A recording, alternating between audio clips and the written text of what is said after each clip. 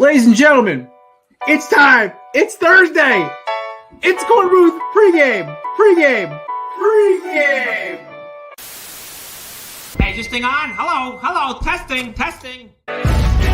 No debate, cause it's all. I'm too official, got the drip, I got the sauce. Bring the proof when it's time to tell the truth. I'll be at the corner booth, find me in the corner booth, yeah. Still standing and defiant. Slay the competition, cause I'm walking like a giant. What's up, Twitter world? There's my little OJ. He's got an autographed OJ photo. Has anybody heard the story about the Glizzy guy? He fits today's generation. Oh yeah, speaking of lady basketball players, the Lola Bunny, bonkable. Yes or no?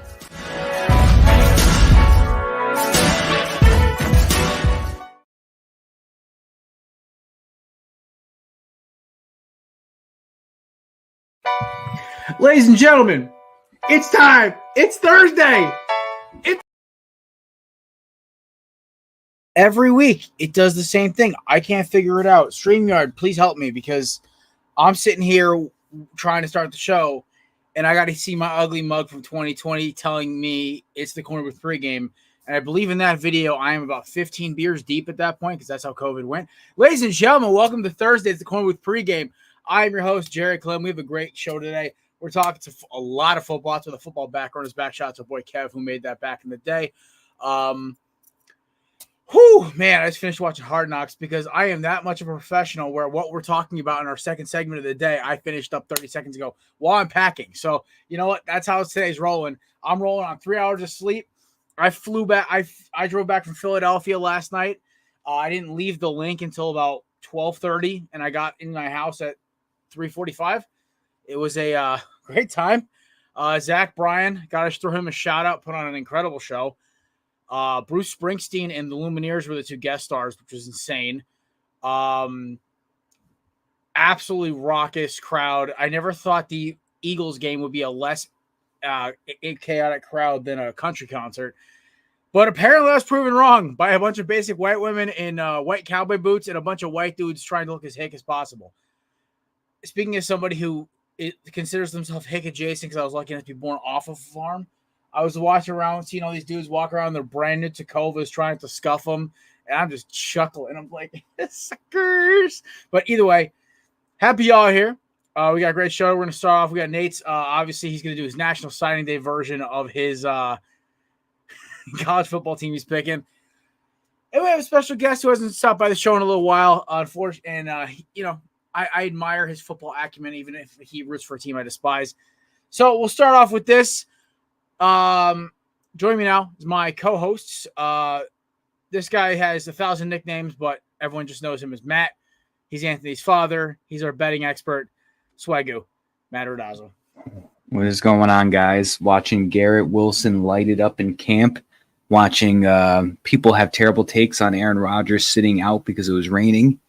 And the Yankees look like they're back on track, even though they're facing the Blue Jays and the Los Angeles Angels back to back. So, strength of schedule, they are back. I love it. All right. Speaking of Philadelphia, a man who offered me to stay over, but of course my neighbor had to be that guy and had to get home to work this morning. I wish I was still 20 years old, man, to have that kind of energy. Ladies and gentlemen, my co-host, he made Shane Gillis, who also made a guest appearance singing Revival, by the way. It was pretty cool. Even though you didn't know the words on the first lyric, which was hilarious. But this man made Shane Gillis laugh last week. He's a Philly fanatic, and he is our comedian and, of course, the main character of Chris's Penalty Box, presented by Righteous Felon Beef Jerky.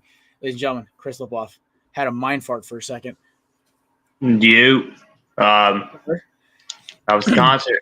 Oh, it was great, except for getting out of Lot B at Citizens Bank was a nightmare. Yeah, that's it's me every Sunday. Yeah, I was literally about watching the drunk kids try to direct traffic in between the cars was like. Oh, there's like a side gate over there. It might be on the other side. Nobody knows how to walk through it. They all kind of just scramble and like in like the middle and like they just don't know how to go through a gate. So I'm just like, all right, these people aren't from Philly. Just get out of here. I'll do it. I said, move. I said, I just want to go home. I was like, just get me out of Dude, here. it was rough. I was like, are you serious right now? Yeah, the link, man. It was like 17 different cars all merging once, and I've driven home from the link now 3 times.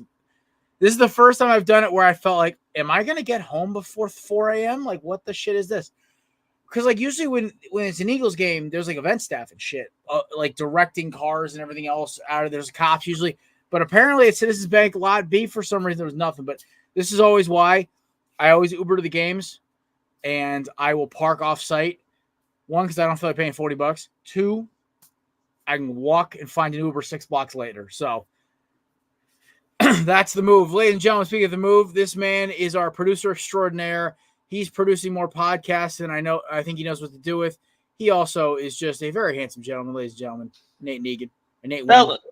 Wow, nice job. Yeah, it was not that bad. Honestly, people have pronounced it worse. So, I thought it was Nate Negan for like the first 6 times I knew you, and then Kelsey angrily corrected me over a phone call. So there's somebody at my job with the same last name as Nate, and it actually scared me because I thought Nate worked there. Yeah. And we're all, any new win, bro. It's like a cousin of mine. So there you go. I hope you've caught up on caffeine, Jared. No, I have not. Despite what the comment says, I am actually trying to muscle it out because I will get off this show at 8:30. I will eat my sandwich. I will throw the shit in my rental car, knock out, wake up at 5:30, ready to rock and roll and drive to Cleveland. So there we go. Alrighty. And speaking of Ohio, ladies and gentlemen, joining us now, one handsome gentleman. He is a Braves, Avalanche, and Niners fan. He is also the heart and soul of Craft Brew Sports. And honestly, he's the one who comes on the most. He's always obviously our favorite. Ladies and gentlemen, Scott Kaiser. I think it's funnier that you didn't label me as a Kings fan, which is actually what I would have been much more known for than the Avalanche when I actually. I just remember you being an Avs fan. First time I met you, so. Yes, what's going on, gentlemen? Thank you for having me once again.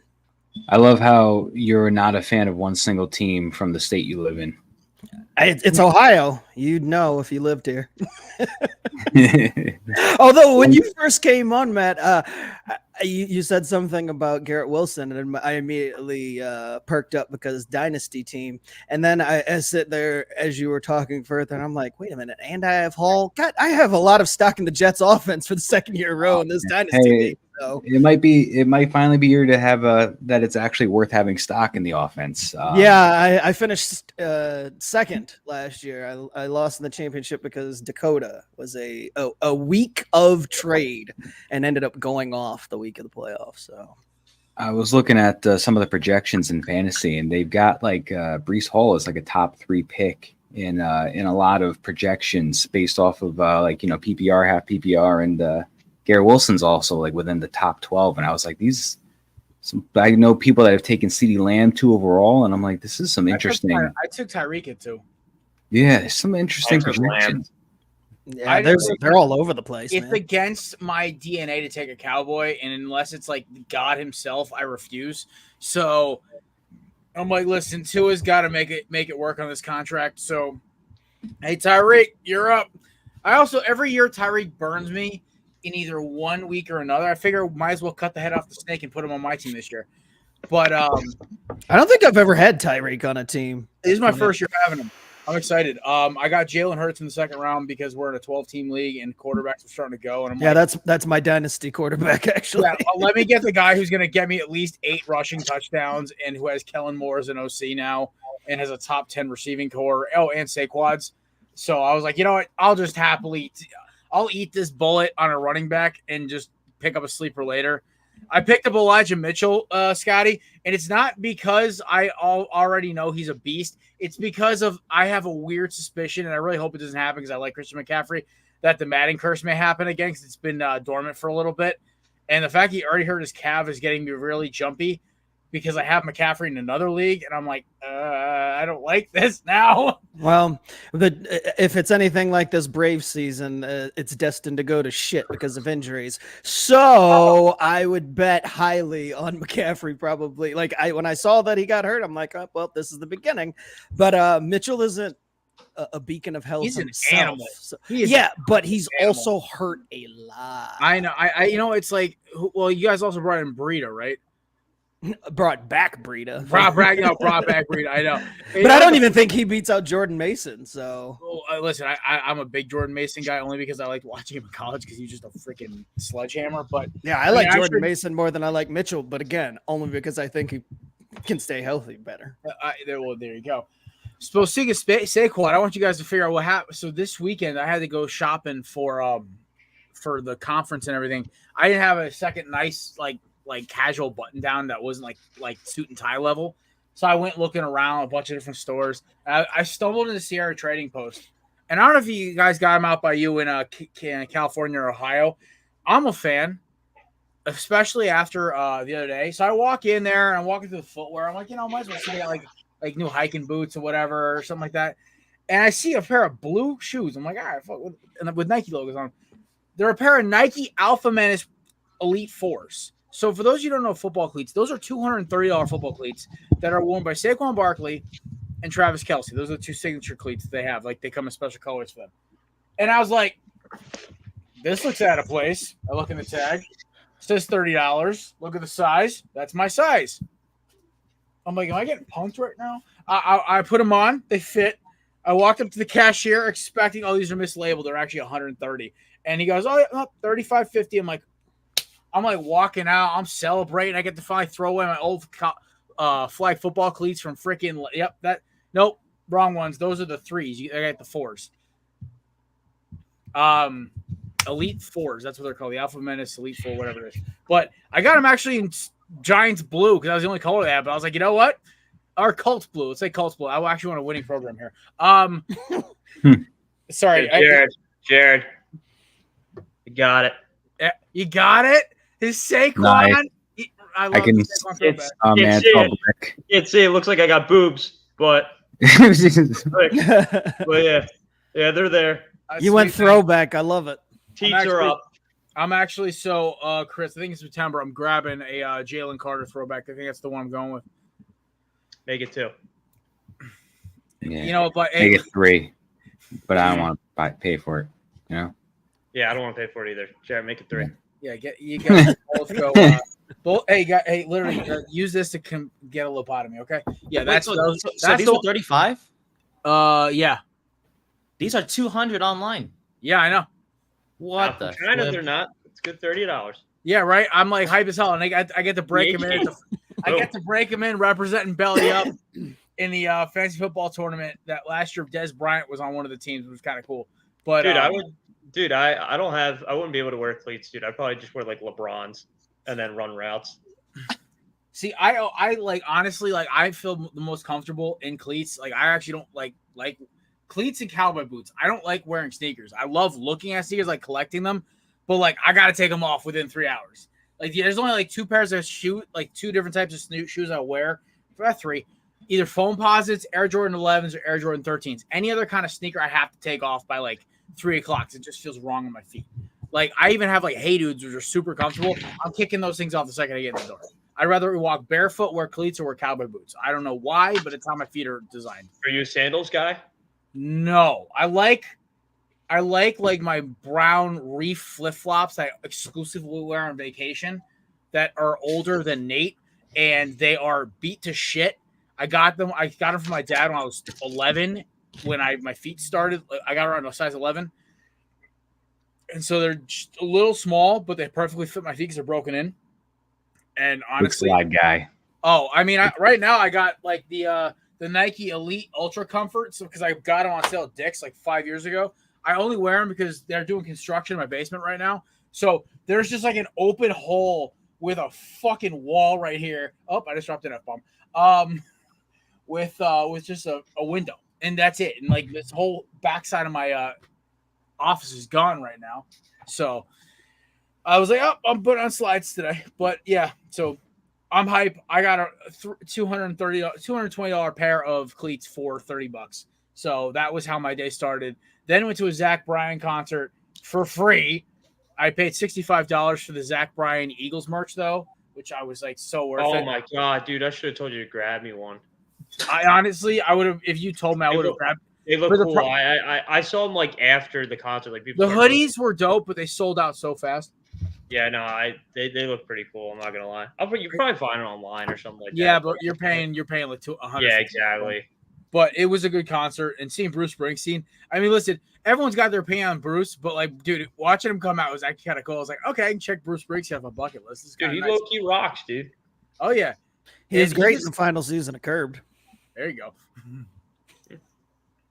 I was in there. I haven't heard anybody reference that show in a long time. It just wrapped up earlier this year, though. That's why. I know. Oh, dude. Well, no, I've only heard one person reference it before, and it's my buddy who's like a music nerd. That's the only reason I watched it.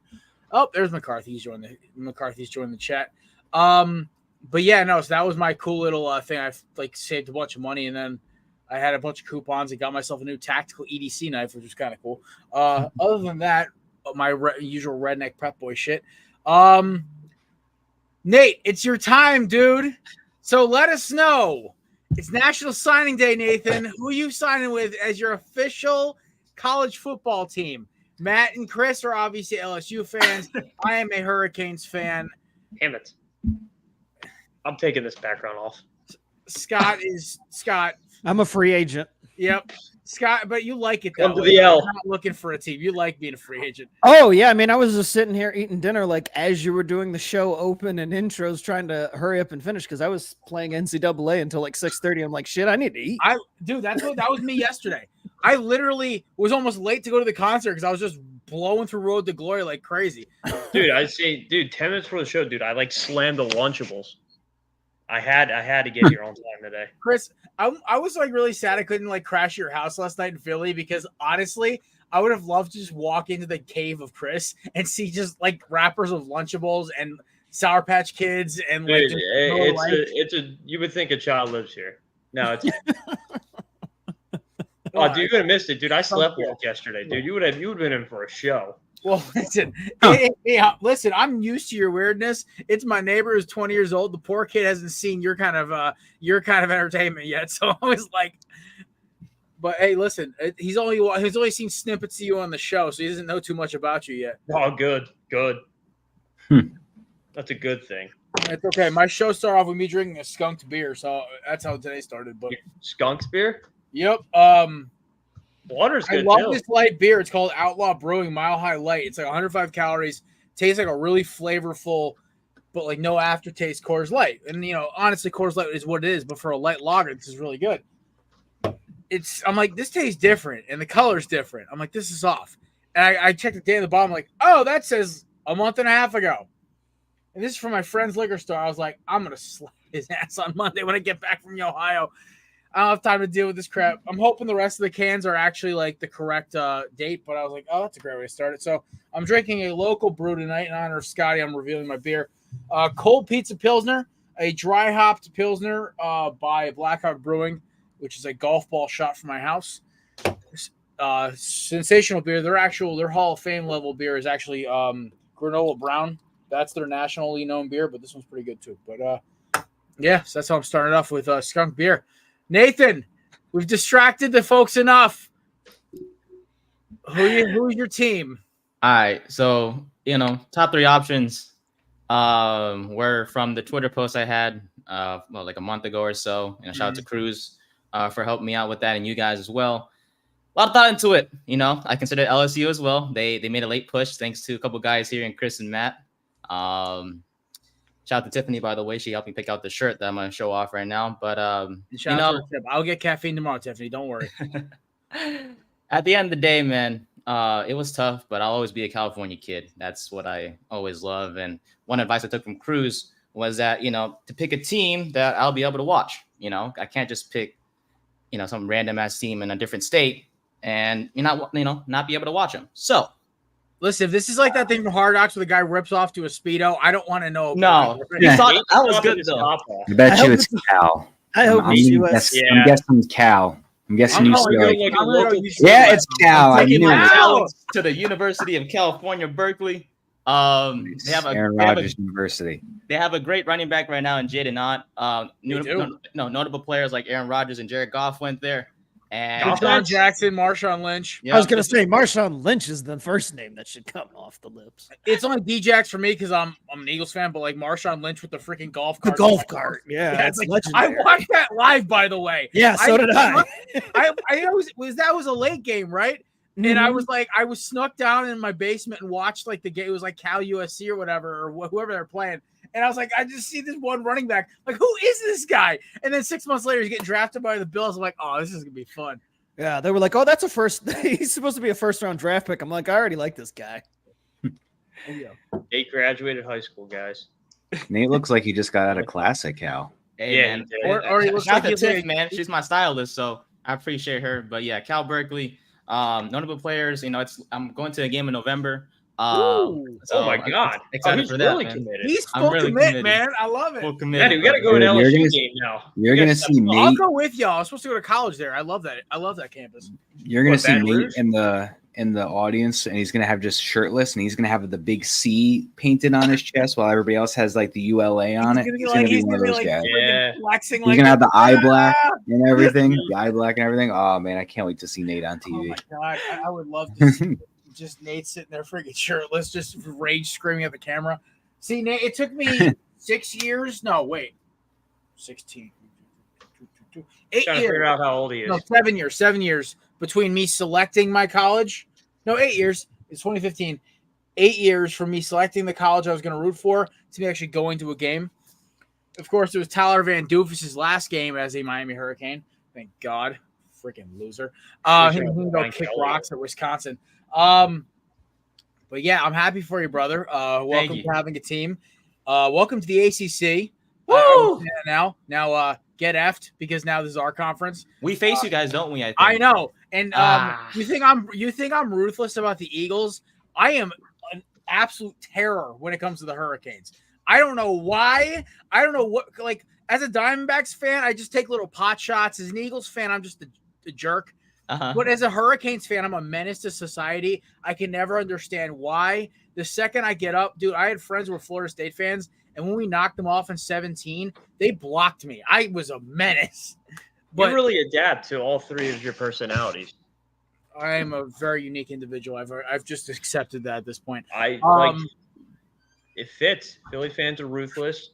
Don't know how Miami fans are, but Diamondbacks fans, I mean, again, I don't know how they are either, but it seems like you're living up to the hype. So you are. Dolphin fans are annoying. You're Klim. Get that T-shirt. I mean, I'm unique for my family. Let's be honest. All right, let's talk some Hard Knocks, kids. I finished it up about, I don't know, 5-6 minutes ago. Honestly, my initial reaction was one, are they really doing the Michael Jordan music with Caleb Williams? Are we really doing this right now? Saying the same thing. I was like, come on. I want to root for this kid, but you're not making it easy. They said he is the greatest thing they've had since Michael Jordan. That was Peter Schrager's quote.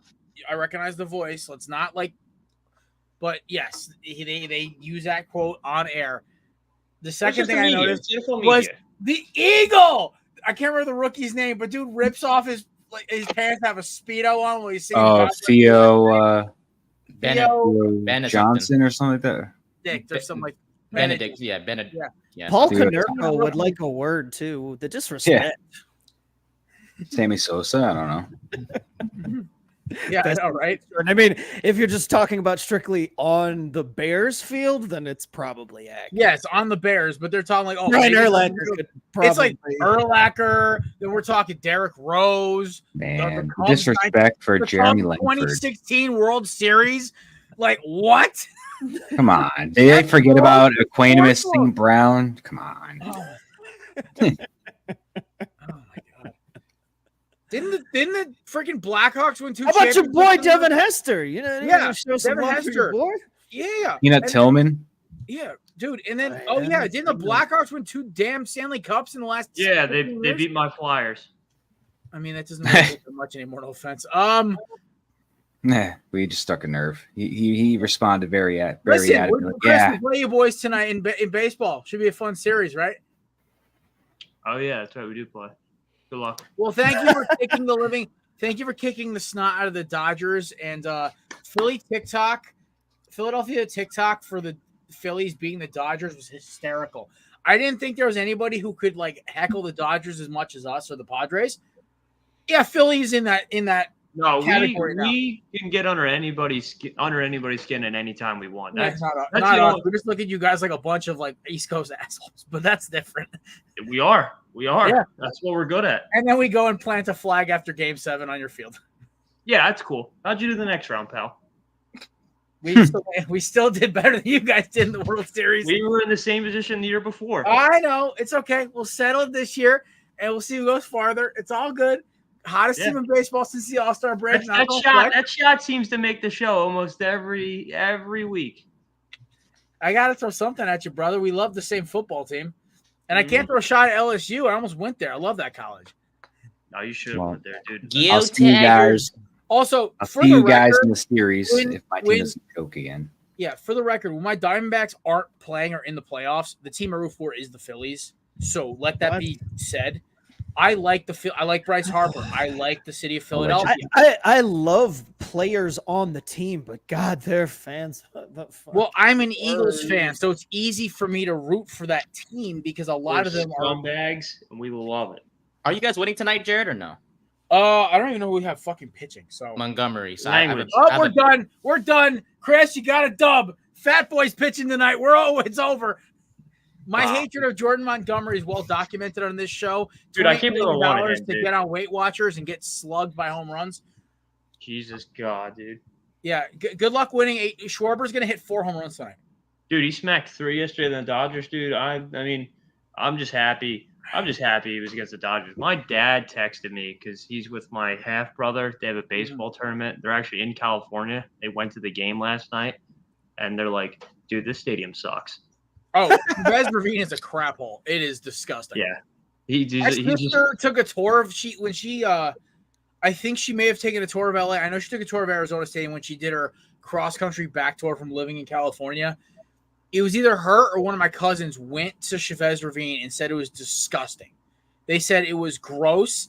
The ballpark is nasty. The parking lot is super sketchy. Everything looks like really kind of just not safe. And then I remember, I'm like, didn't a Giants fan get beaten to death in that parking lot? Yeah. Yep, that sounds all right for LA fans. Anyway, we'll go back to the Bears. Next note was, it is making me act. The Nick Saban cameo was very cool. I liked that Nick Saban was there and was talking to Eberflus, and it was really genuinely trying to help Caleb Williams, and it made me not hate Caleb Williams. I wasn't a fan of his the second he left Oklahoma. I was like, okay, this kid, I understood leaving Lincoln Riley, but then it all with the fingernails, the pink phone case, the crown with his mama's hands. Listen, I understand he's a kid, but when you are at that level, you are at a different expectation. So don't expect the same treatment as a normal 20-year-old or 21-year-old because you're in the spotlight and you're commanding money already with NIL deals. Anyway, he yelled out his bonus. That I thought was ballsy. 25 million. 25 large, man. Damn. 25.5. Oh, yeah. Lord. That half is huge. Jeez. The other guy got like 20,000. The lineman, right? The screaming eagle. Got oh jeez. I feel so bad for that guy. Then the guy in the corner was just little chimes. Just You were throwing stuff at him too when he couldn't see. I am a fan, by the way, of also I like Matt Eberflus. I love his name, by the way. It's almost I say it almost as funny as I say the Packers GM Brian Gunther. But I was a fan of this episode, and my last take was this. Nate, this is the last one I'm going to make. I'm sorry. Hard Knocks started off so hot with the offseason Giants thing. It started off great. There was suspense, there was drama, and then they spent 2.5 episodes in the draft and glazed over the Saquon drama and just talked about Brian Burns for an hour. It wasn't that difficult. You and Dan Morgan are boys. It was an easy trade there, Joe Shane. We're not impressed. But you lost Saquon Barkley because you were kind of a jackass to him. So he took it personally and dipped because he's an athlete who has an ego. Shocker. and they just talked about it for 30 seconds. They didn't even say he went sign with the Eagles, which I was like, wow. So I guess to add on to that, if you don't mind, Jeremy asking, what would you have done different? One more sentence. Okay, yeah, of course, yeah. So far, the Bears have started off hot. Yep. I think they go. One thing with Hard Knocks is the Bears have this advantage over the Giants offseason thing, is that it's a tried and true formula. I watch Hard Knocks every year except for Dallas because, one, I just relied on Scott's reviews of that, and two, not true story, by the way, Scott, when you did those reviews, you were saving me an hour of my day because I was like, I don't have to watch a team I despise go through training camp. Yes. Yeah, that was such a passion project. Like trying to put that same amount of hate onto like the subsequent seasons after the Dallas thing is like, I don't. I'm like, dude, what is your problem? Yeah, I didn't have as much fun. That's why I kind of just dropped off of it. But man, that is genuine during that Cowboys fucking season. You saved me an hour a week of suffering, and then like I would go back and like watch clips. But like I honestly genuinely think like the Bears one was good, the Lions one was good. My favorite of all time is probably the Texans. The Lions is the last one I watched. The Lions was good. I appreciate the Lions one because I like Dan Campbell. I genuinely like him as a human. All the jokes aside, you can tell he's a football guy. He's got a good heart. He's a good coach, and his players believe in him. And it was kind of cool seeing a real underdog, a team that basically been kicked in the head since basically when they told since Barry Sanders retired, yeah, you're terrible. So I thought the best part of that season though was your boy Deuce. Deuce was my favorite. Deuce is my dog, man. It sucks that he like had to move on, but where's he at now? I think he's in. Yeah, he's in. He moved again. He's no longer in Detroit, I think. Nick, can you find where Deuce is at now? Because him and Aaron Glenn were my favorite part. Oh, Aaron Glenn, everybody loves some. Oh my lord, that was the best. He went to Carolina, I think. Yeah, I think he's in Carolina. Okay, he's the OC or the running back coach for Carolina. He can't break the OC ceiling, which really is unfortunate. I really feel bad about that. He'll always be one of my favorites just for the old NFL commercial, the she got cat when the NFL cares commercials. Like Chrysanthemum. Love those commercials. That was second only to the Derek Brooks one. Derek Brooks one was funny. That was actually one of the first NFL commercials I ever watched. Yeah, that was hands down the best in that campaign. Well, do you remember like the NFL fantasy ones with like Chris Cooley catching the ball through the walls and stuff? Chris Chambers catching 6 balls like this one. Oh yeah. Those were crazy. I like those ones too. And then again, like it got me thinking about like the NFL when I was a kid, and I realized the NFL really effed up and still succeeded from about 2006 through 2000, I think 15, where they basically just kind of bumbled their way through it and still were successful.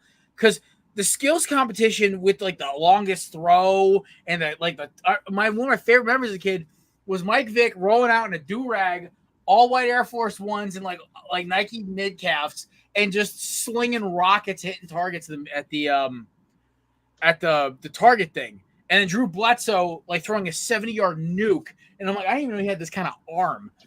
Like, I love that stuff, but I'm divulging as always because I think my ADHD nootropic wore off. So Nate, you were about to say something in defense of the Giants. Go. Oh no, I there's no defense. I agree with what you have to say. I had that look on my face like 10 seconds ago because Drew Lock sucks.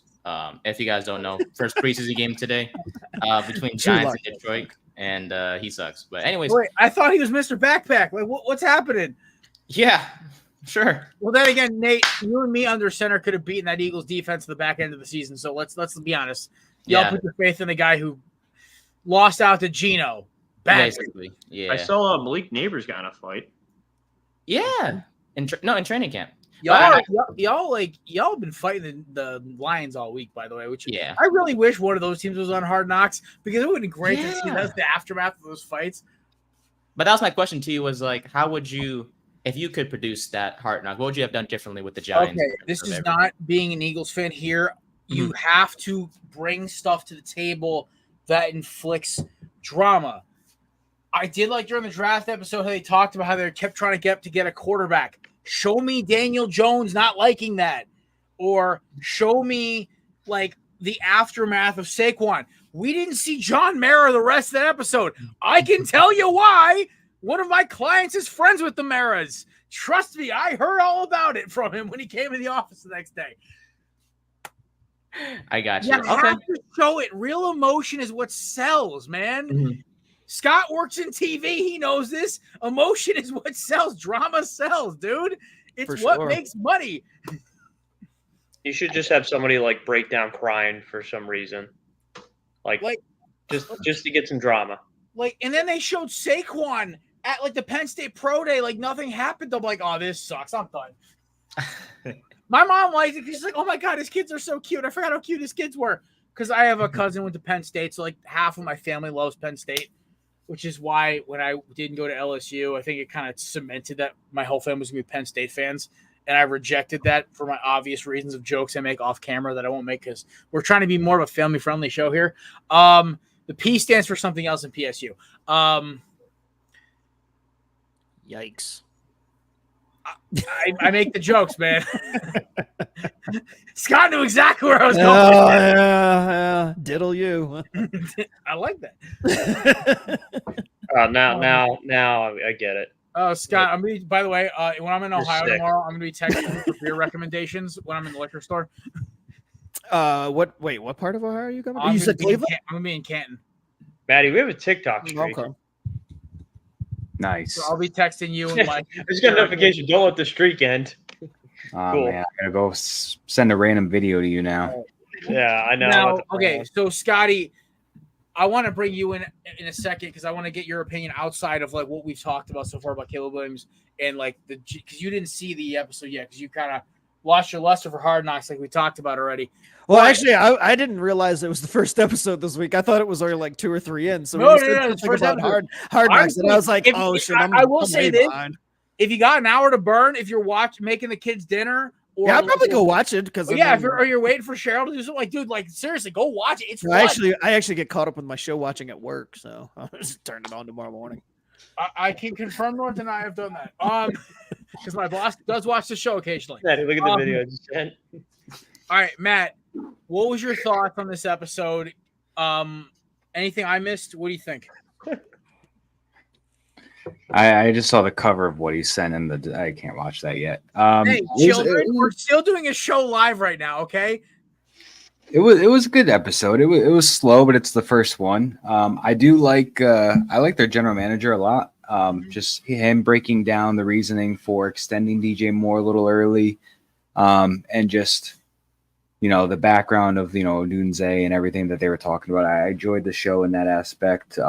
They are definitely proclaiming Caleb Williams as the savior, and he has yet to throw a meaningful pass in the NFL yet.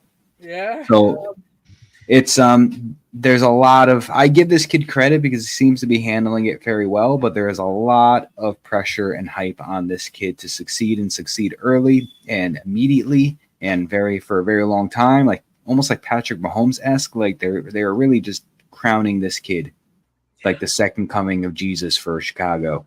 And I pray that it works out for him. But other than that, the performances were funny, and I love saying Eberflus whenever I can. That is just the greatest thing to say right now. The best pronunciation of that name is by Mr. Patrick McAfee, by the way. The way he pronounces Eberflus and Gunther-Kuntz, I just can't stop laughing. But I know he does it as hard as he can with that Pittsburgh accent. Oh, by the way, college football song for the year has been announced. I know it's like kind of a cool thing every year. They always have a song that's like the anthem. It's going to be Get By Jelly Roll, which I think will be released next week.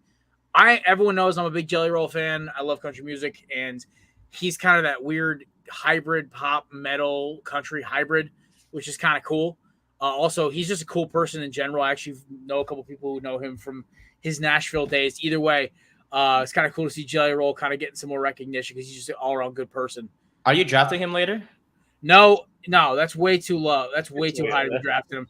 Dude, you might get like Waylon Jennings or like Johnny Cash out of me. Come on, you got to go with the legends here. Oh my gosh. So Lil Nas X is on the table. All right. Yeah. If you draft him for country, I am literally banning you from the show until the season starts.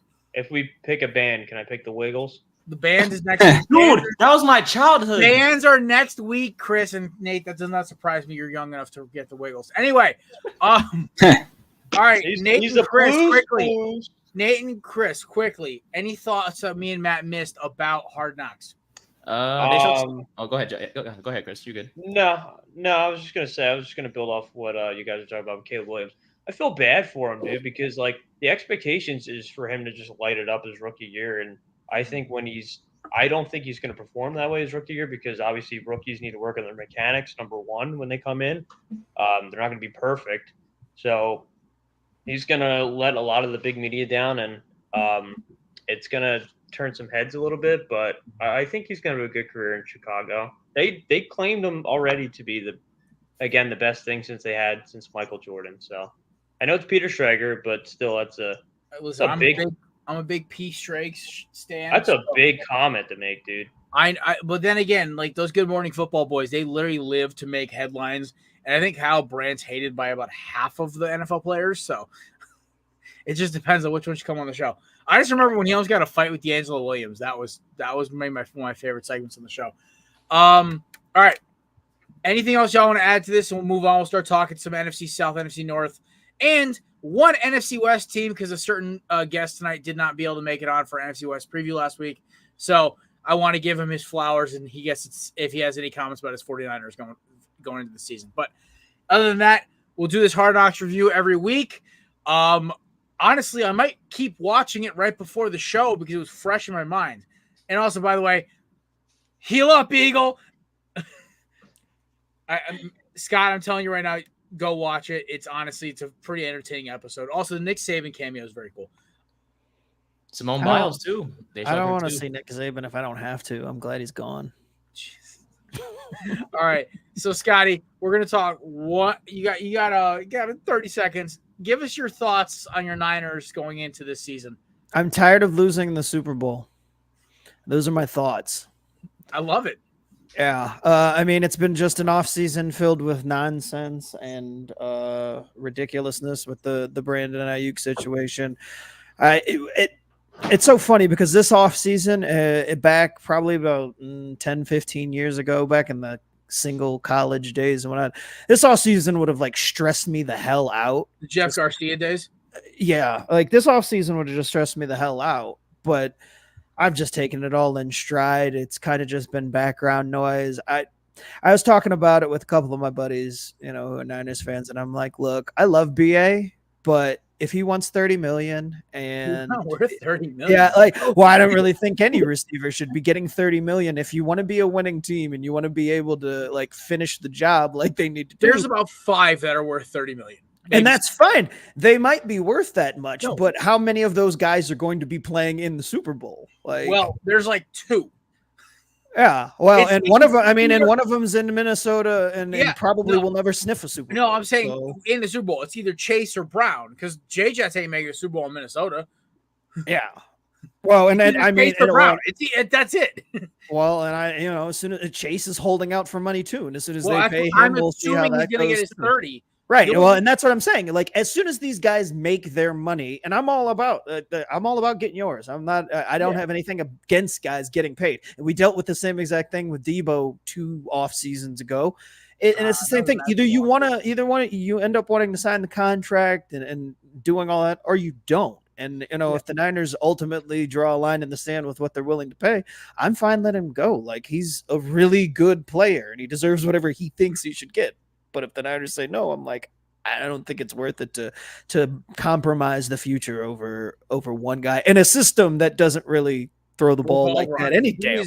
He is a eight touchdown, 1,000-yard receiving distraction from McCaffrey and Debo. Well, and I think you could put up huge numbers in another system. Oh my God, you put him in freaking in the Chargers or in a pass-heavy system, with him as the number one option, I think he could be great. That's just not how the Niners operate. So, that's the biggest thing to talk about with them. Everything else, stay healthy. I think they'll be fine. One little ad point I'll make about the receivers: the only reason, the Eagles aren't screwed about AJ or Devontae's contracts is because one, they did it before J-Jets or Chase or Tyreek or any of these guys. and also Howie might be a cap wizard. I don't understand cap math completely. Well, the cap is fake, but oh yeah, so the New Orleans Saints have proved that for the past decade. Yeah. But they're in debt. They're in debt worse than our country at the end of the season every year. They somehow find a way to hit even. I don't get it. I'll never understand it. But whatever.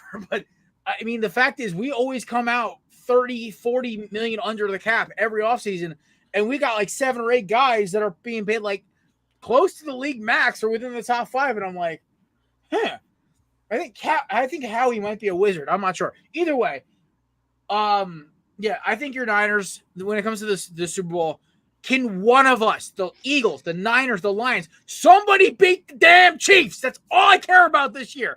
I will happily watch a Niners victory parade just to not see Patrick Mahomes win one. Okay?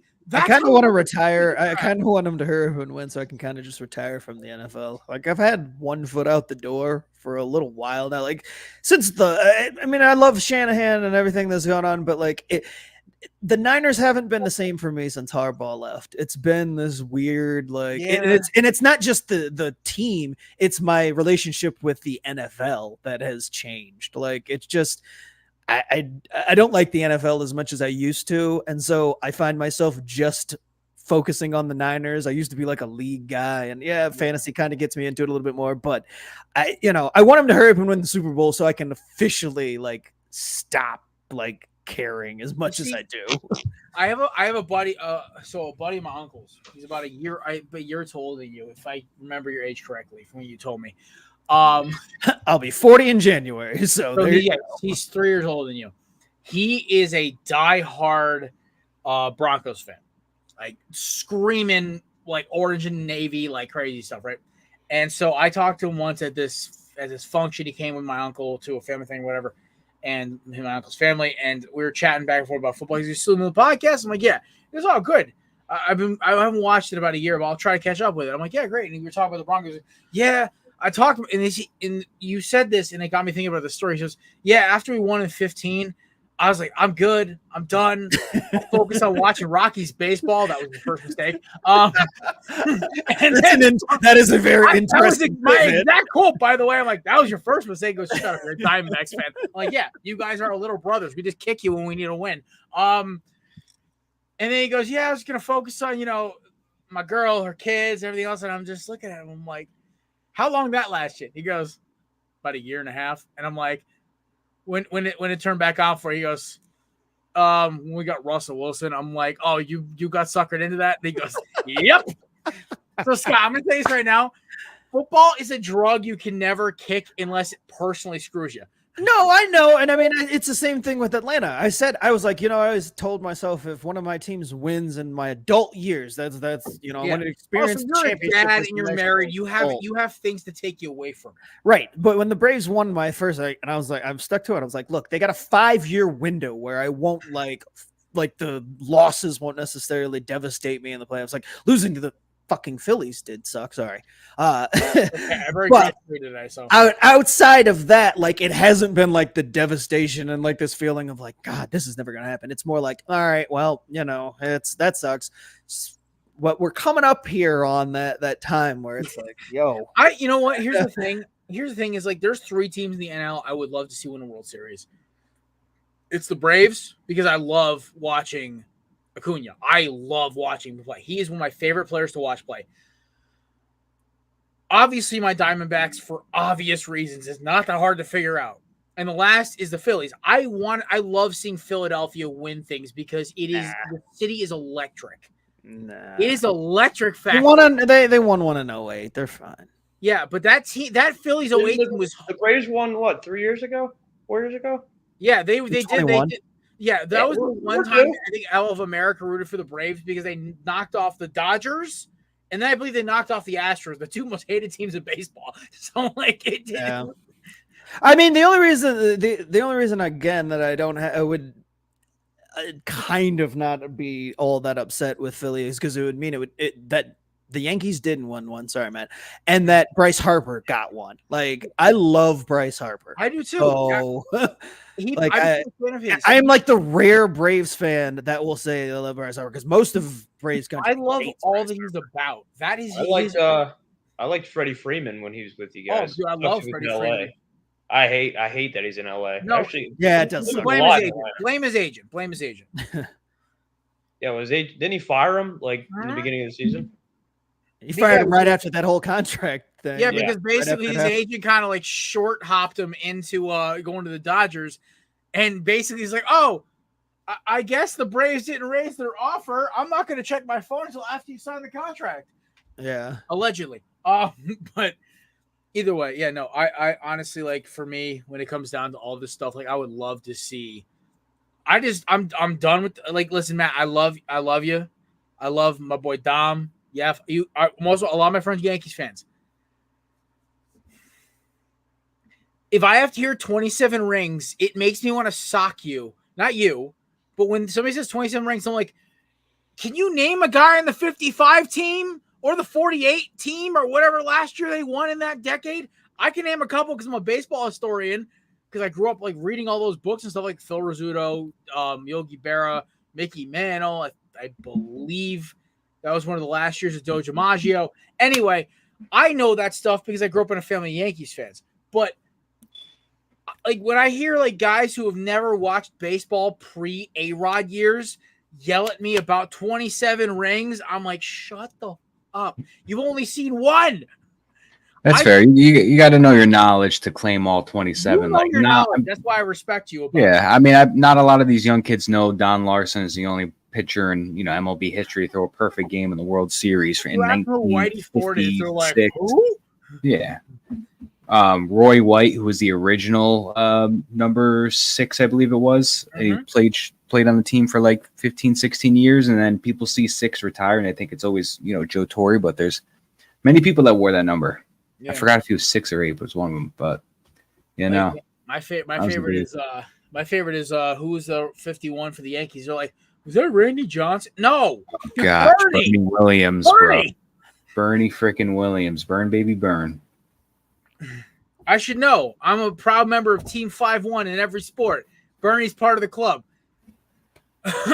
Anyway, we'll get on. We'll start talking NFC North. We're going to start off with the team we just talked about. The damn Bears. Bears.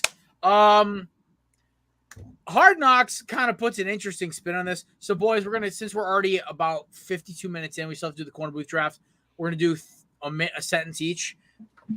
Mine is a sentence, plus I read off all the offseason acquisitions, thanks to our good friend, Mr. Nate. So, quickly, we'll run through it. They added DeAndre Swift, Keenan Allen, Jared Everett, Jake Curran, Matt Pryor, Ryan Bates, Cole Shelton, Jacob Martin, Kevin Byard, and Jonathan Owens, Mrs. Simone Biles. Drafted Caleb Williams, Roma Dunze, Kieran Ajumbadai, I butchered the hell out of that, Troy Taylor, and Austin Booker. They lost Justin Fields, Devonta Foreman, Darnell Mooney, Mercedes Lewis. No, he's back. He was in Hard Knocks. Cody Whitehair, Lucas Patrick, Yannick Ngakoue. I don't even know why they picked him up in the first place. Justin Jones and Eddie Jackson. All right. Mercedes Lewis. He's still in the league? My That's what I God. said, dude. My God. I love it. I think he's trying to break Vinatieri's record at this point. He's going for it. 40, yeah.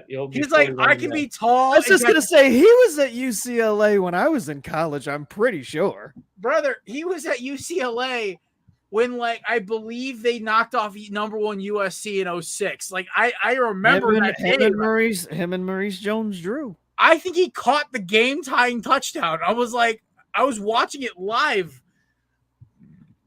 That was like the John David Booty year. And Maurice Jones-Drew retired like a million years ago. I know. Shout Madden 11. He was a beast. Anyway, I'm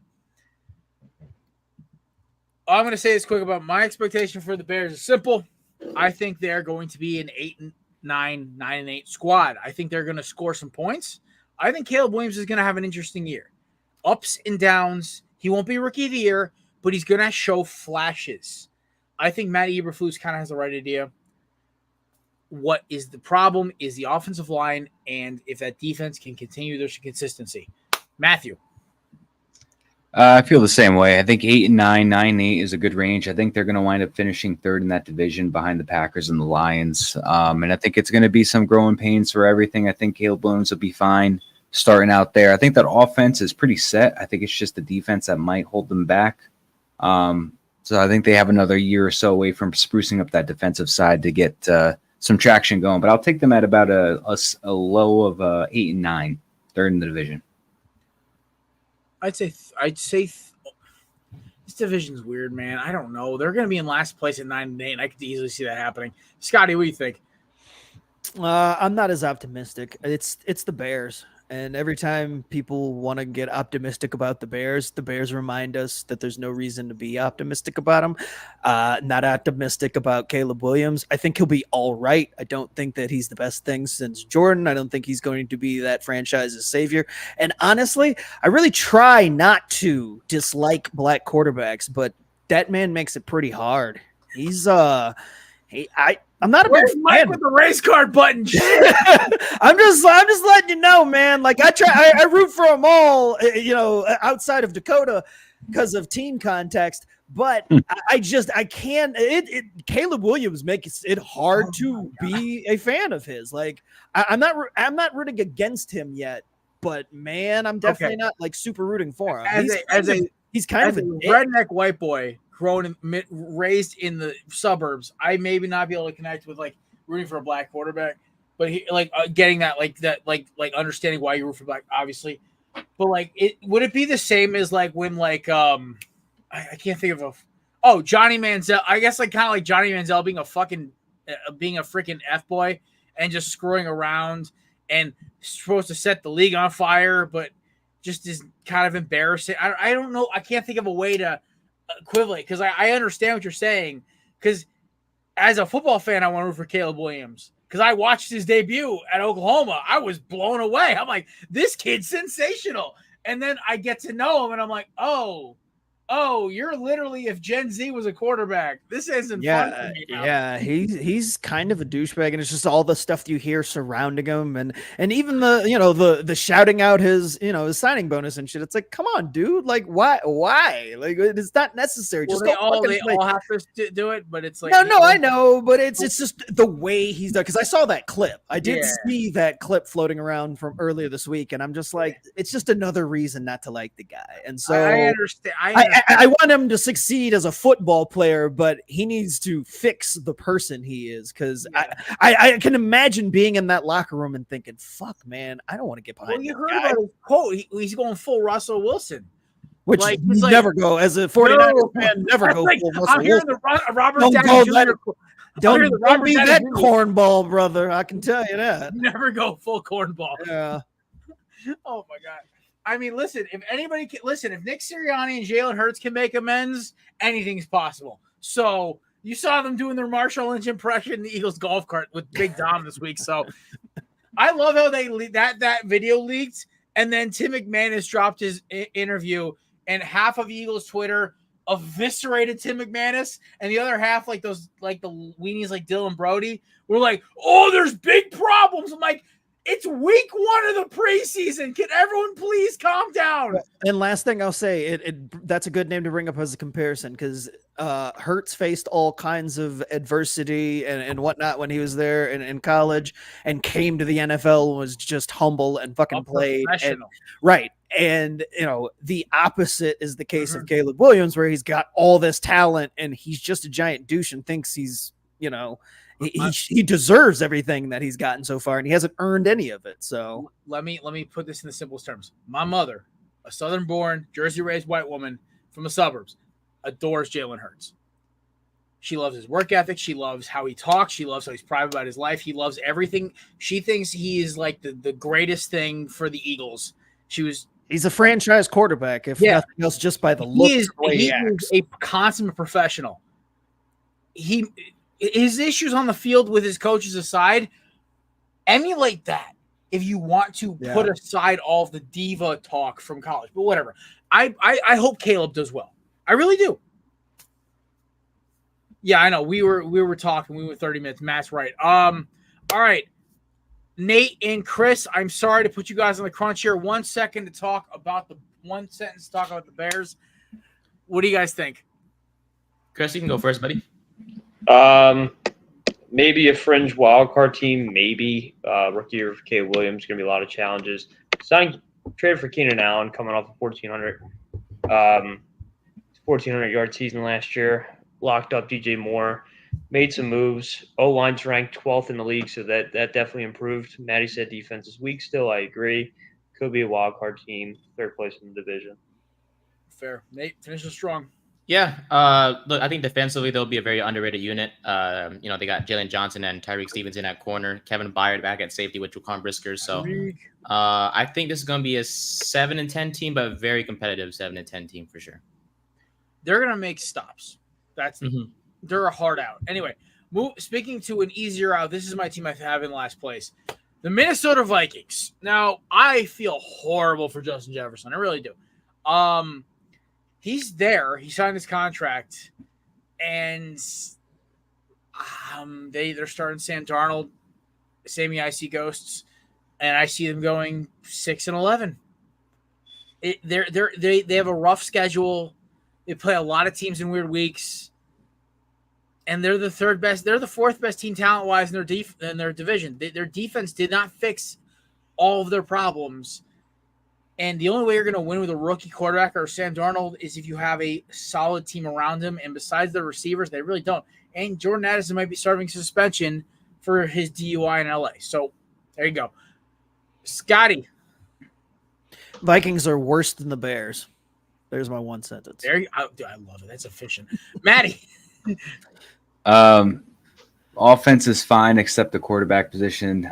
Defense is going to be weak. I really don't see this team winning more than maybe 5 games, so I got them going definitely last in the division. Ceiling of 6 wins, so low of 4.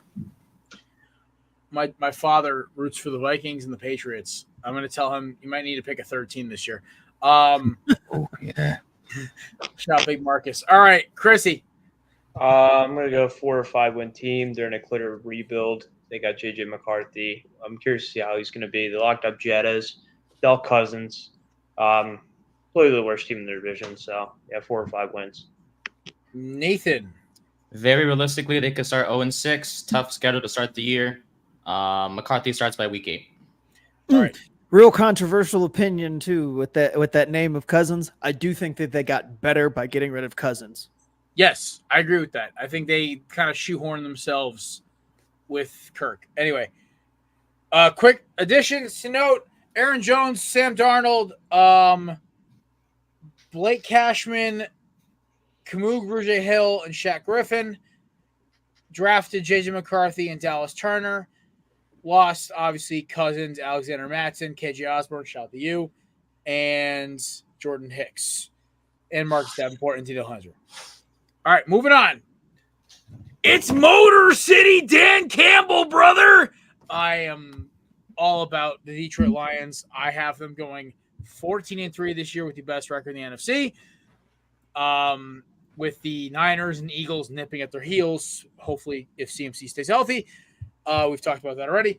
Key acquisitions, they have Kevin Zeitler, Marcus Davenport, DJ Reader, Carlton Davis, and they also drafted Terrion Arnold and Enos Rekeshaw, both great picks. They lost Bridgewater, Reynolds, Roma Aquera, and Cameron Sutton, which is kind of an addition by subtraction, and they lost CJGJ coming back home. My most love-hated player in football, CJGJ. Anyway, I have the Lions going 14-3. Scotty!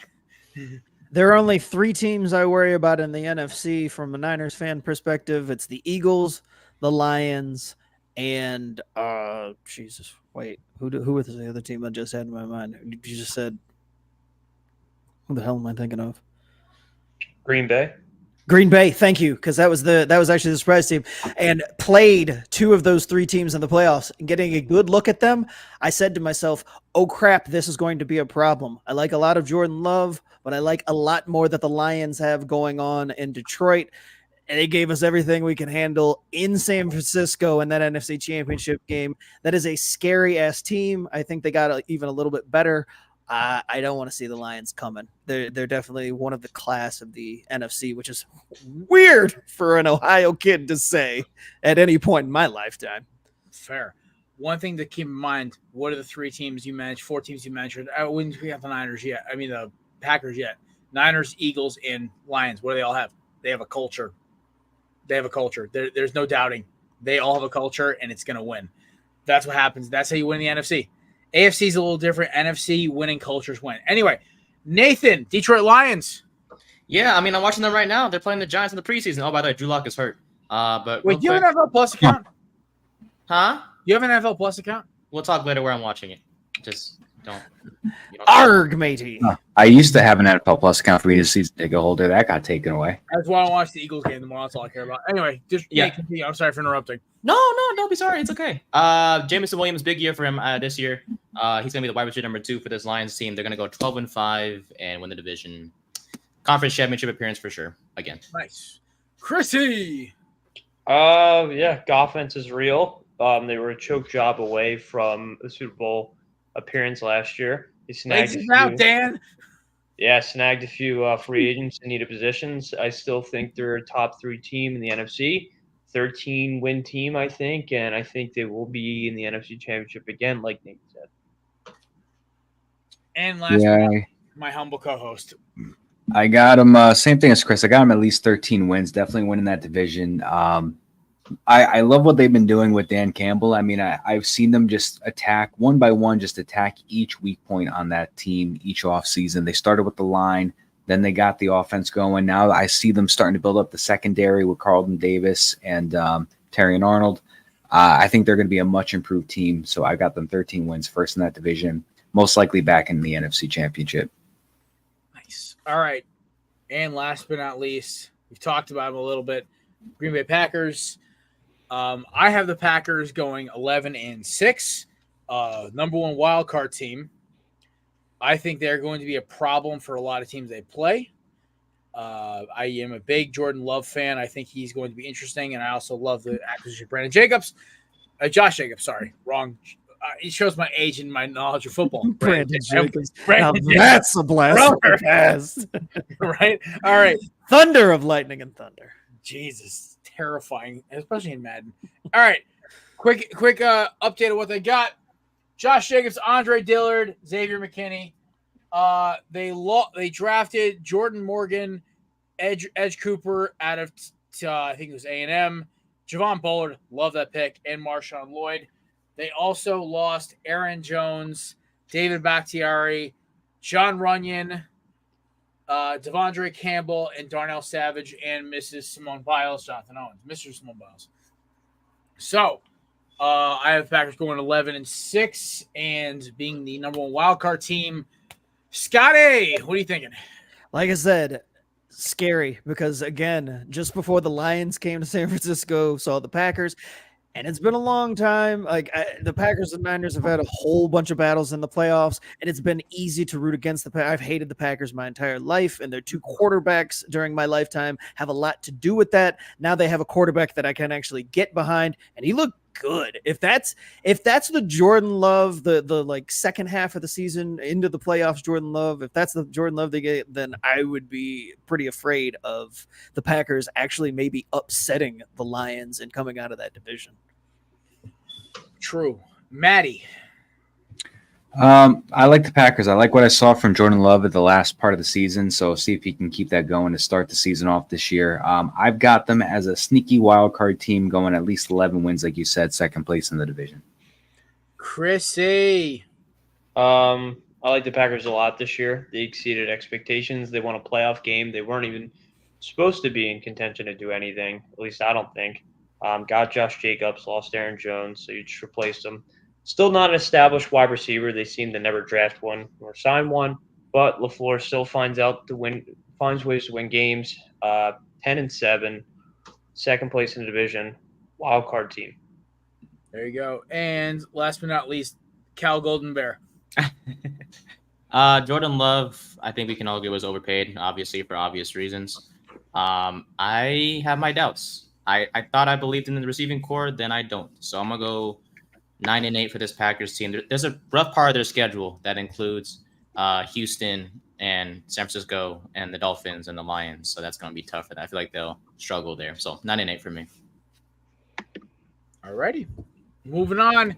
NFC South. We'll lose one rapid fire because our KB draft because it's actually be a good one tonight. Carolina Panthers. Anybody think they're going to be decent this year? Better than 4 wins? No. Nate, say your case and we'll move on.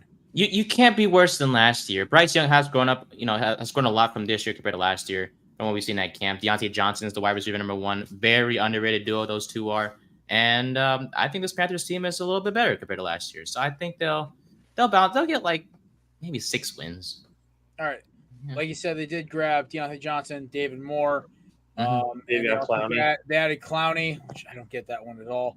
And then they added Jordan Fuller, and they drafted my man, Xavier Leggett. Can you talk like him, Jared? I'm working on it. Okay, I've been trying to get this. I'm trying to get this impression down for weeks. Gotcha. And they also grabbed 2 of my favorite draft picks in the entire draft: Jonathan Brooks and Jatavian Sanders. Like you said, lost Chark, Hurts, Brian Burns, Matas, Gross, Matas, whatever. All right, moving on. Kirk Thuggins and the boys. All right, we're going to ATL. They, of course, grabbed Cousins, Mooney, Rondale Moore, Ray McLeod, and they also drafted Penix, and that was basically it for anybody relevant. They lost Ritter, Patterson, Hollins, Van Jefferson, Juju Smith, Pruitt, Campbell, Bud Dupree, Jeff Okudah.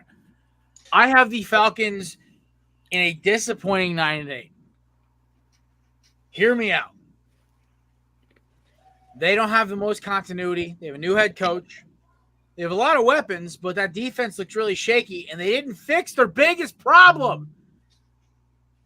You could have the 5 of us block and probably Baker, Spencer Rattler, or, Derek Carr, whoever it is, or Bryce Young would have about 5 or 6 seconds to throw the ball. They have no pass rushers. That's all I got to say. 500, 9-8. There we go. Scotty. Yeah, their defense sucks. I'm not a big fan of Kirk Cousins, as I mentioned. I mean, makes them better at that position because they were horrendous at it the last few years, but I don't buy him making them all that much better. Yeah, about around 500 is about the best they can hope for. Nathan. Yeah, I think you mentioned, a great point was the edge rusher position. They could have got Dallas Turner, but they drafted Penix, so that messed things up. Yeah, I'm going to say 8-9 for this Falcons team. Not looking too good. Matthew. Yeah, Kirk Cousins can get you anywhere from 7 wins all the way to 12 wins. So if you meet in the middle, give me like 9 or 10 wins. I'll take the 9 just to be safe, but I think it'll be a much better quarterback played team. Hopefully, this is the year Kyle Pitts actually breaks out a decent quarterback, but just areas of need were not addressed when they should have been. So I'll take a 9-8 season with Atlanta. All right, Chrissy. I'm going to round the house with 9-8.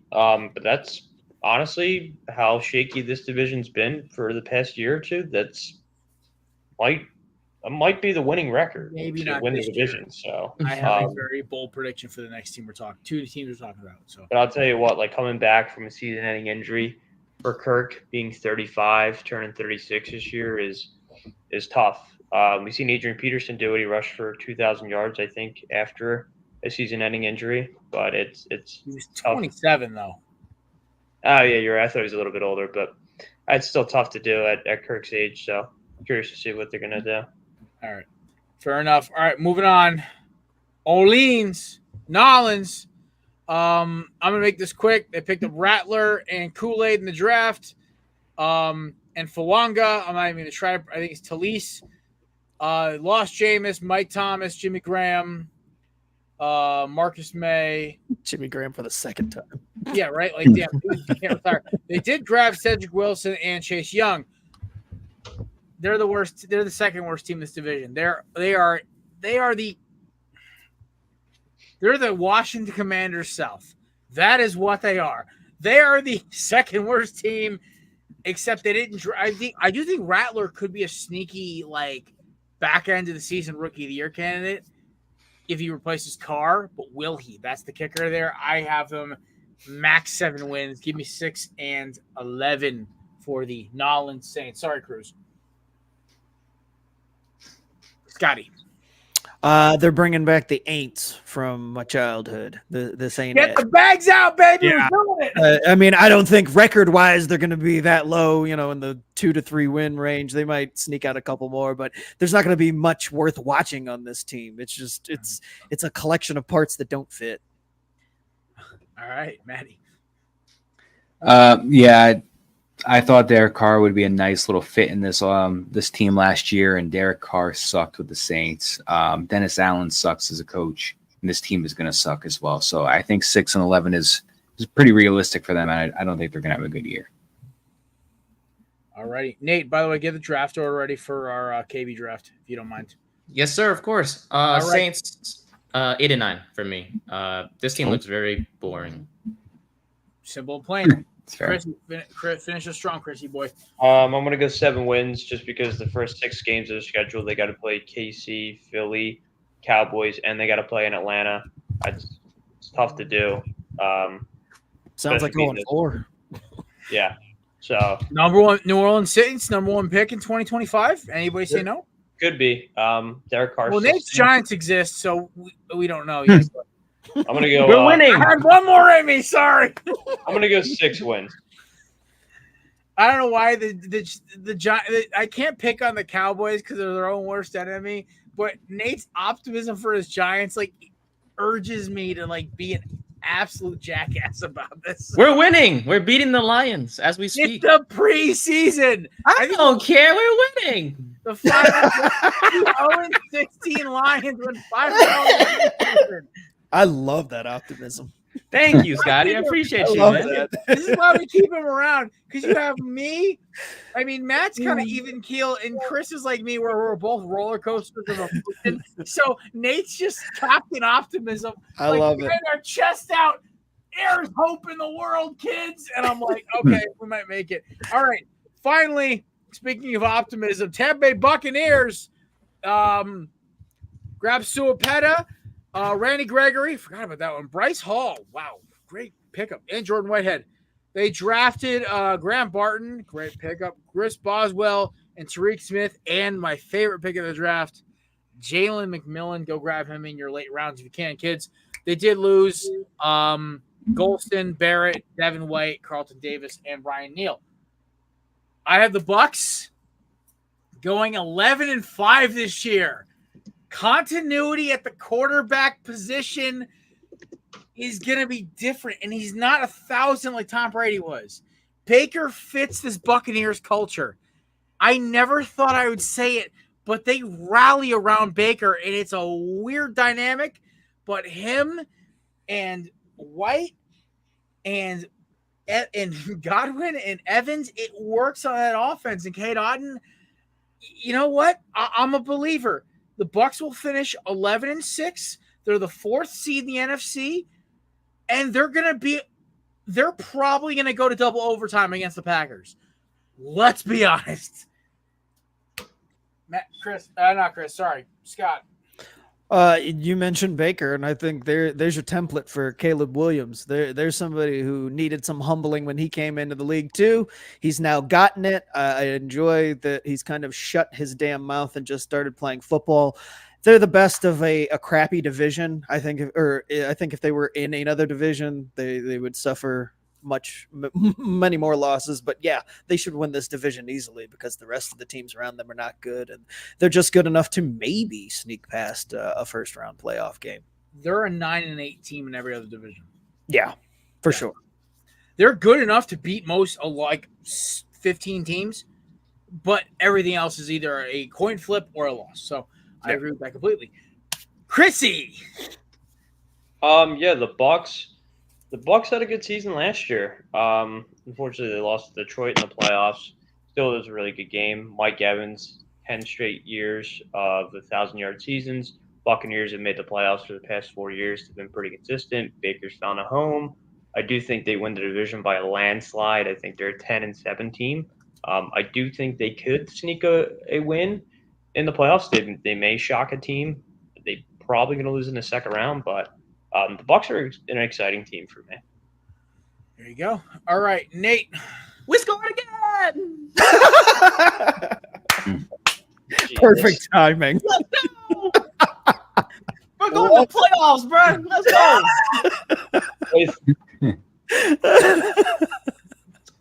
Sorry. I don't You're know. good, Nate. Honestly, I love it because I wish I still had your kind of optimism, but then I had to watch last year's end of the season. Okay.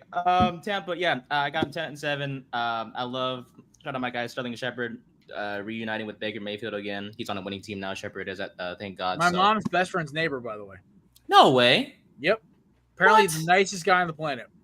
A small world, seriously. But yeah, 10-7 for Tampa. Win the division, and yeah, cool. Yeah. All right, Maddie, finish this hard and strong here. Yeah, I got him. Chris. I got them going at least 10 or 11 wins. I mean, I could see them going 11. And realistically, they should beat up on the Saints and the Panthers and split with the Falcons at least. And like you said, Baker meshes well with that team. He seemed like that was a natural fit for him, so I'm happy he found his home. And yeah, definitely winning the division. This is their division to lose, so that it should just be theirs. And yeah. Sweet. All righty, Nathan, it's time. It's time for the KB draft presented by the amazing people at SeatGeek. Promo code Belly Sports for $20 off your first initial purchase. Nate is doing the order on the draft board.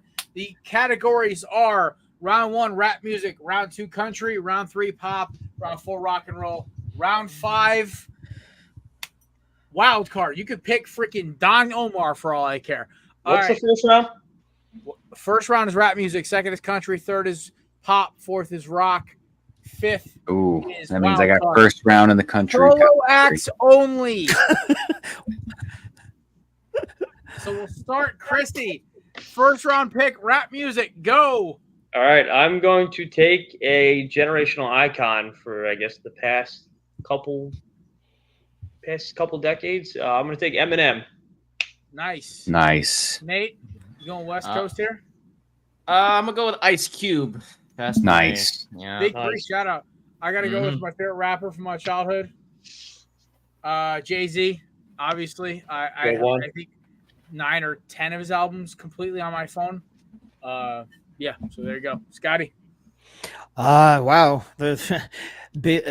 Hova and M going quickly there, so I guess I'll go Biggie. Oh, come on. I was gonna Scotty's boy. last pick of the round. Oh,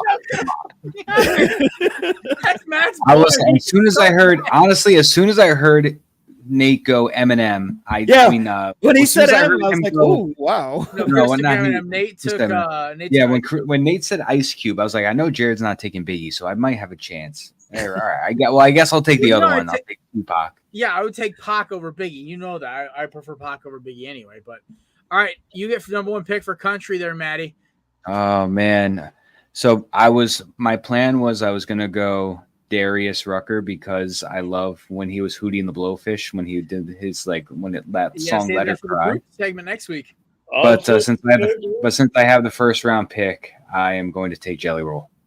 Nice, Scotty. I'm going Garth Brooks. Oh, barf. Give me the GOAT, Waylon Jennings.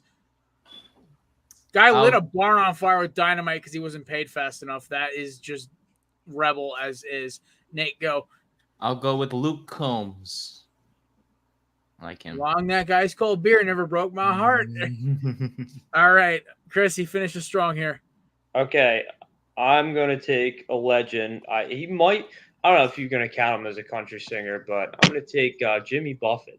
He does enough country collabs. I'll let that one roll. Okay, because I was going His to take song him. with Alan Jackson is legendary. Yeah, I was going to take him, or I was going to take Johnny Cash. Honestly, let's just for the board take Johnny Cash. Take. All right, I'll take Johnny Cash. I do love Jimmy Buffett. Buffett could be your wild card.